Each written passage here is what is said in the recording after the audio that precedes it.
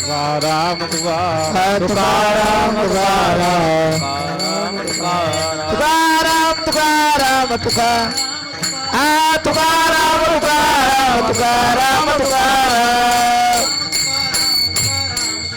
तुकाराम तुकाराम तुकाराम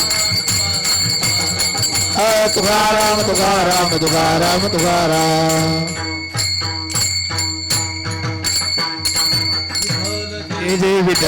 है का नाही. समजा एखादे गायनाचार्य आपल्या गावात आले आणि ते आले समोर आले बसले, पण इथं बसलेल्या मंडळीपैकी जर कोणाला माहित नसेल की हे गायनाचार्य आहेत, जर माहित नसेल काका महाराज, तर त्यांना चाल म्हणण्यासाठी पुढे बोलवायचा काही विषय माहित असावं लागतं, त्यांची ओळख माहित असावी लागते, तेव्हा लोक ओळखतात. बघा तुम्ही तुमच्या गावातला एखादा डॉक्टर माणूस जर आमच्या समजा बीडला निघाला आणि नंतर त्या माणसाची गाडी पंक्चर झाली, गाडी बाजूला लावली आणि गाडी बाजूला लावल्याच्या नंतर 10-15 लोक येऊन भेटली, येणारा प्रत्येक जण आला भेटला बोलला गाडी पंक्चर झाली का, स्टेपनी आहे का, जॅक आहे का, पाना आहे का, मदत करायला दोघं तिघं आहेत का, हे सगळं विचारलं.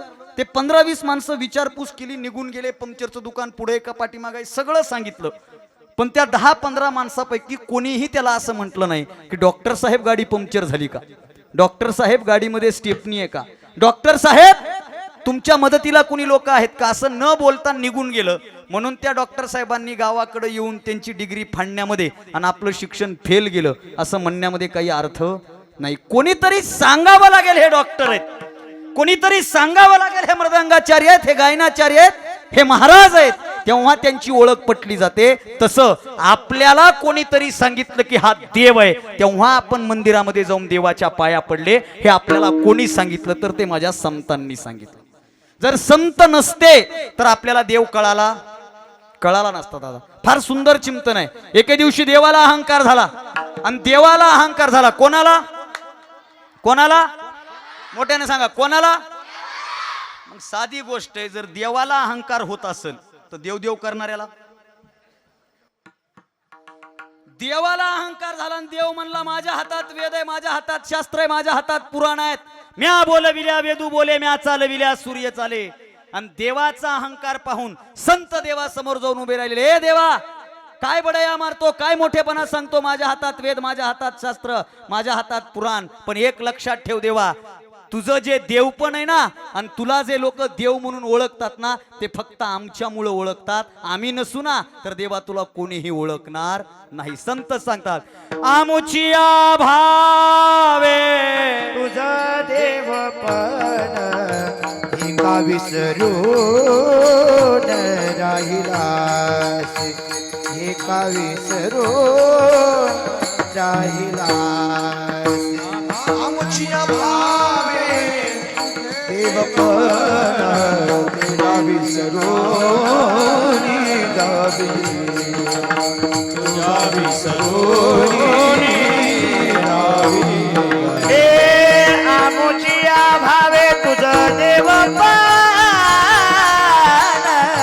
एका विसरून राहिला से, एका विसरून राहिला से.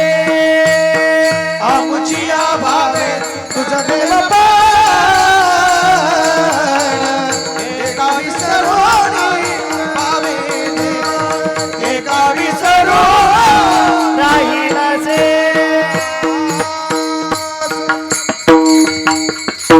देवा आमुचिया भावे तुझ देवपण हे का विसरून राहिलासी. देवा आमचा भाव आहे तर तुला देव पण आहे. बघा तुम्ही 2 वर्ष वारी झाली नाही, झाली का वारी? वारी झाली नाही, यंदा वारी झाली. बरं तुमचं म्हणणं आहे 2 वर्ष वारी झाली नाही, खरंच वारी झाली नाही का? वारी झाली, सोहळा झाला नाही. म्हणजे 2 वर्ष फक्त वारी झाली नाही, वारी झाली, वारीचा सोहळा झाला नाही. 2 वर्षानंतर वारकरी वारीत गेले म्हणून वारीचा सोहळा झाला. नियमाची वारी झाली, ज्ञानोबरायांची पालखी, तुकोबरायांची पालखी, पादुका पंढरपूरला गेल्या, पण त्या एसटीनं गेल्या, सोबत वारकरी नव्हते, निवडक वारकरी होते. मला वाटतं या वर्षी महाराष्ट्रातली तमाम वारकरी एकत्रित झाले आणि तमाम वारकऱ्यांनी टाळ मृदंगाच्या घोषामध्ये पंढरपूरची वारी केली. तेव्हा तो वारीचा सोहळा झाला. म्हणजे भगवंताचा देवपणाचा सोहळा आणि भगवंताचा प्रत्येक सोहळा हा फक्त भक्तांच्या हातामध्ये आहे, फक्त संतांच्या हातामध्ये आहे. म्हणून देवाचं देवपण ज्यांनी आपल्याला सांगितलं ना, ती संत मांदियाळी. आणि त्या संत मांदियाळीबद्दल जगद्गुरु तुकोबराय म्हणतात की या विश्वात, या जगात माझा सगळ्यात जास्त विश्वास हा फक्त आणि फक्त संतांवर आहे. अभंगाच्या पहिल्या चरणात महाराज संताची पायी हा माझा विश्वास, संताची पायी हा माझा विश्वास, संताची पायी हा माझा विश्वास, हो संताची पायी हा माझा विश्वास, संताची पायी हा माझा विश्वास, संताची पायी हा माझा, संताची पायी हा माझा विश्वास, हो संताची पायी हा माझा विश्वास, हो संताची पायी हा माझा विश्वास, सर्व भावनास झालो त्याची माझे हित करीती सकळ, त्याची माझे हित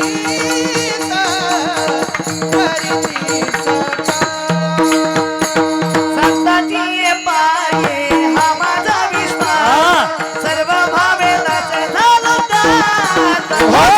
त्याचा, त्याची माझे हित करीती सकळ, हो त्याची माझे हित करीती सकळ, संताची पायी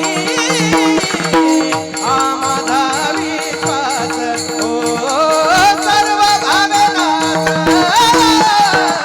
झालो संताची पायी हा माझा विश्वास, सर्व भावनास झालो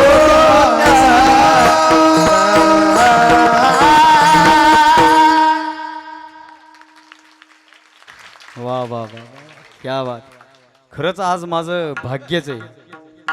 कितीतरी दिवसांनी मी प्रल्हाद बुवा गुरुजी तुमचे आभार व्यक्त करील की ही सगळी दिग्गज मंडळी, काय भाग्य आहे महाराज. आजच्या या कीर्तनासाठी किशोरदादा दिवटे ज्यांनी मराठवाड्याच्या गायन क्षेत्राचा द्वीप अख्ख्या महाराष्ट्रामध्ये लावला.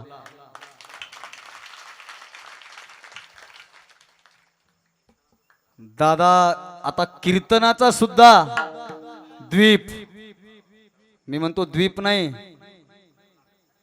कर्नाटक महाराष्ट्राच्या बाहेर सगळीकडेच, म्हणजे मराठवाड्यामधलं किशोर वैभव म्हणजे आमचे आदरणीय दादा आहेत. काय सुंदर माहोल आहे. आदरणीय सदानंद गुरुजी आहेत. ही सगळी दिग्गज मंडळी इथं कीर्तनासाठी श्री हरिभक्तीपरायण दत्ता महाराज आहेत, श्री हरिभक्तपरायण दादा पाटील, गणेश महाराज देवकर, जायभाई गुरुजी, निवृत्ती महाराज वाडेकर माझे महाविद्यालयातले ते मित्र आहेत, श्री चित्ता महाराज, श्री हरिभक्तीपरायण काका महाराज, मृदंग वादक.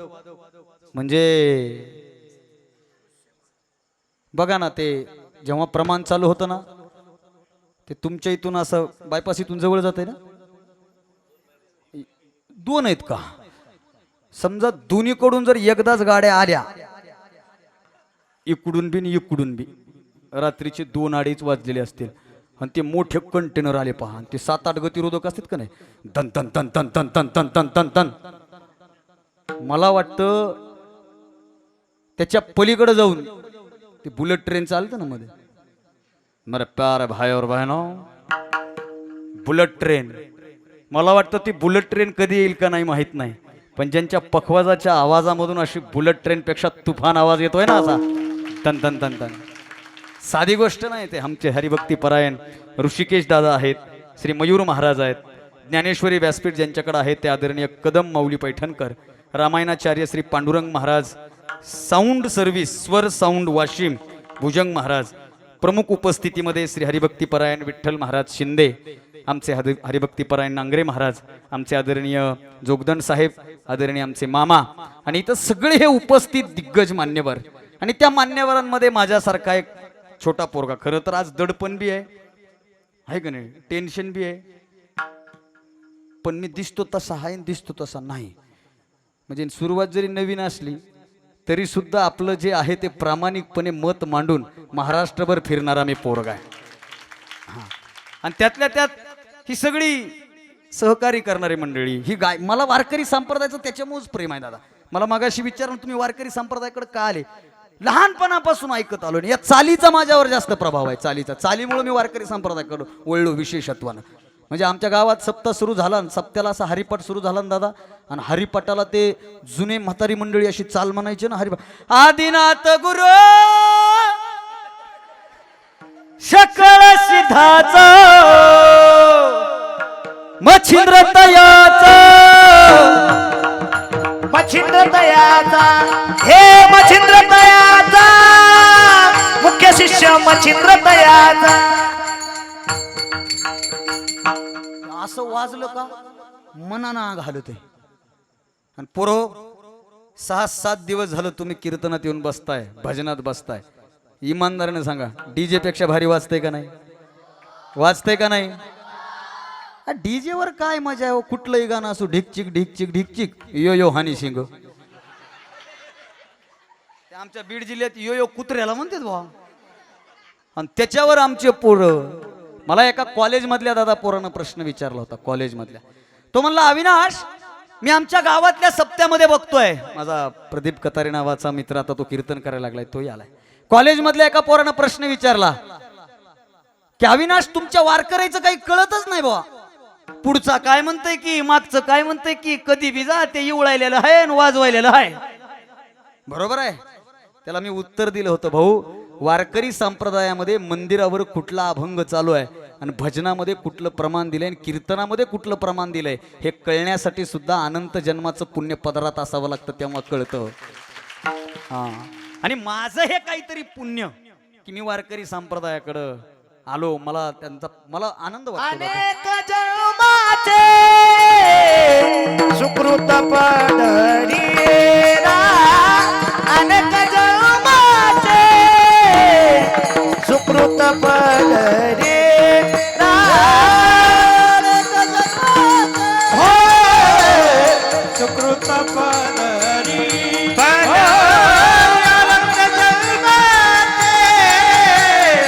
सुकृत पडली, त्याचे मुखी हरी बैठा हरी पण होय अना हरे चिंता हे हरी मुखी गाता हरपणी चिंता हरी मुखी हरपणी चिंता हरी मुखी गाता हरपणी चिंता. जन्मोजन्मी आम्ही बहु पुण्य केले, जन्मोजन्मी बहु पुण्य केले, देवा या विठ्ठली कृपा केली, देवा विठ्ठली कृपा केली. जन्मोजन्मी आम्ही बहु पुण्य केले, जन्मोजन्मी बहु पुण्य केले,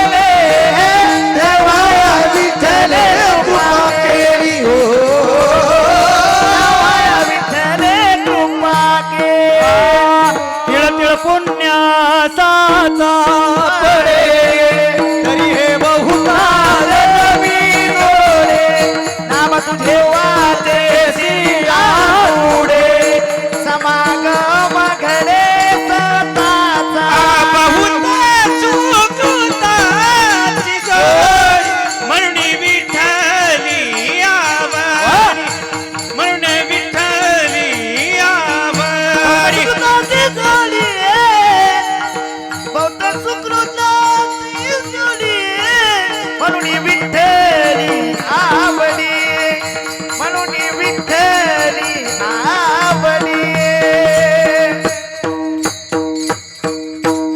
क्या बात तुकाराम तुकाराम तुकाराम तुकाराम तुकाराम तुका आ तुकाराम तुकाराम तुकाराम तुकाराम आ तुकाराम तुकाराम तुकाराम तुकाराम आ तुकाराम तुकाराम तुकाराम तुकाराम जय विठ्ठल